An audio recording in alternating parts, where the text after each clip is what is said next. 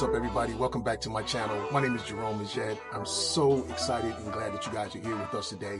Listen, today we're going to get into the science prove scripture, okay? And we're going to talk about that, but before we do, please like, share, and subscribe to the channel. Also, leave your comments, man. Those comments are wonderful. I'm really loving the discussions that we're having, and those comments are really cool. Also, if you purchase our book or our merch, send me a selfie over on Facebook Messenger. I'm over there. Send it to me, and we'll highlight you on one of our videos. Also, stick around because we're going to highlight somebody on this video that we really appreciate their support. Okay, so let's get into it. All right. So before we're in the process of discovering why did God, who is a spirit, put us on this planet, right? Why did he create material? Right? Why he's an eternal spirit. He's an eternal being. Why did he create a temporary material universe? Right? So that's what we've been talking about. And we talked about how, there was a war in heaven. Satan and his forces got destroyed, beat up, slammed to the earth. Jesus said, I saw them fall to the earth like lightning. They cracked the water table, the earth flooded, and then God enclosed the earth inside of a bubble. Right? And this bubble protects our water supply from evaporating and also keeps a lot of other things from catastrophic things from happening as well. Right? So with that being said, you gotta understand that nothing comes into existence without some form of intelligence. Like, for example, I wrote this book. This is my book, Understanding the Reason God Made Man, What Made Him Do It. Well, guess what? The book didn't write itself. Right? The creation didn't come into existence from a big bang. That's not possible. And here's the reason why it's not possible.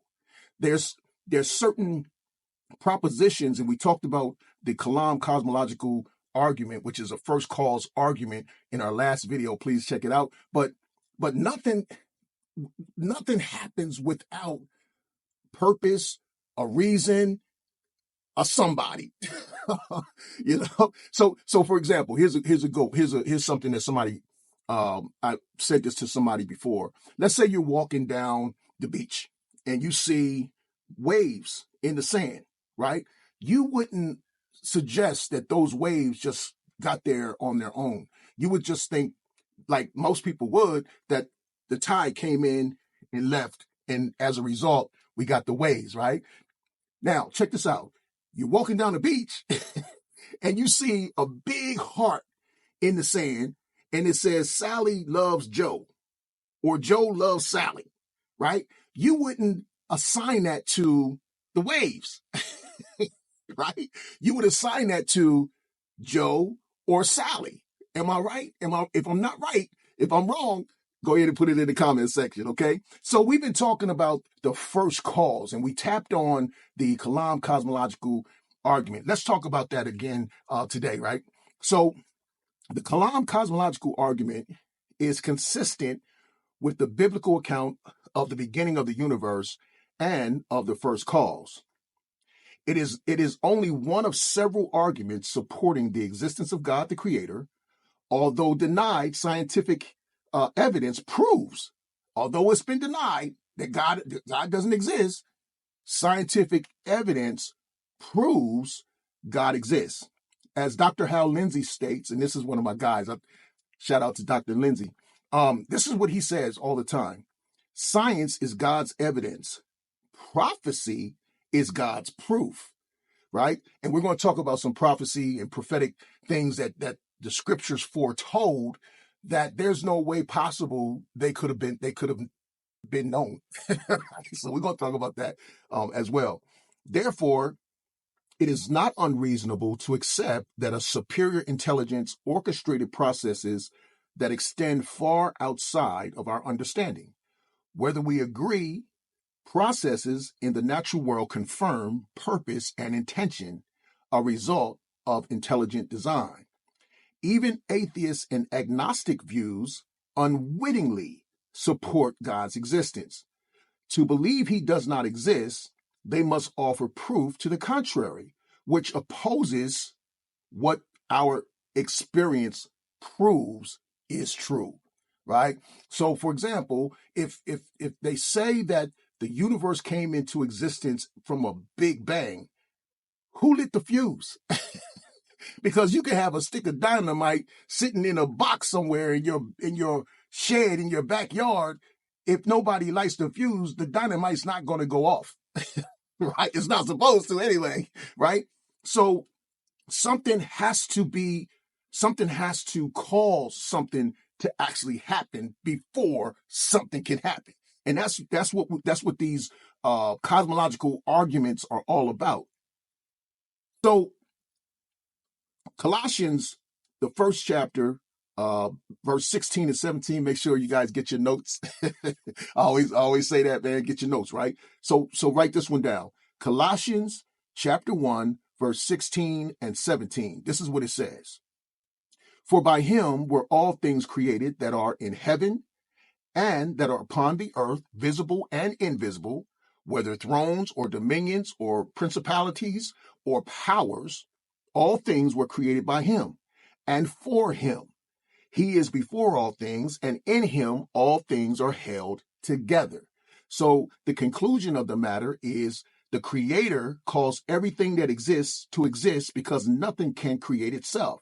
Even though some scientists believe life spontaneously sprung into existence, guided by an evolutionary process, there has never been historic or contemporary proof to support their theories. Now, remember, the theory is the Big Bang or evolution. These are theories. A theory doesn't remain a theory if you believe it's true. It's only true for you, but it's a theory. That's what a theory is. It's a supposition, right? We're supposing that these things happen, but we don't have any kind of evidence or processes that we see that actually prove what you're saying. However, we do have processes to prove that somebody has to do something in order for something to be done.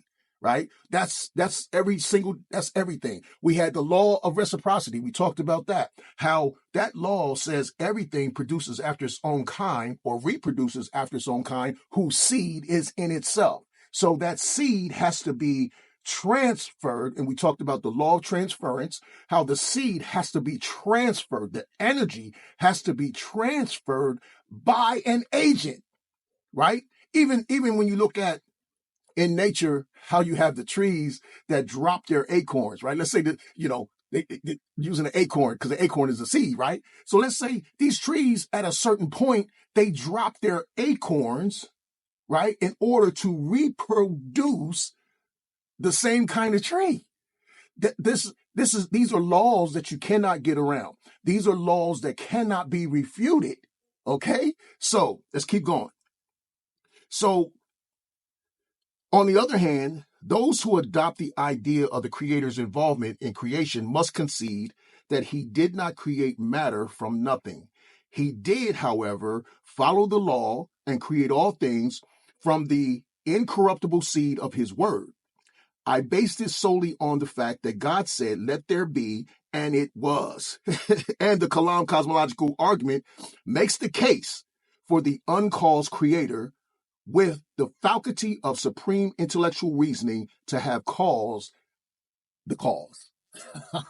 So with that, man, we gonna hang it up right here. But man, I am so excited to go through this journey with you guys. It's just been amazing. We've been doing some good things, man. So please stick around and check out the next person that we're going to show our love to for their support. Also, don't forget to get your copy of the book, Understanding the Reason God Made Man, What Made Him Do It. Send me a selfie if you pick up the gear, if you pick up the book.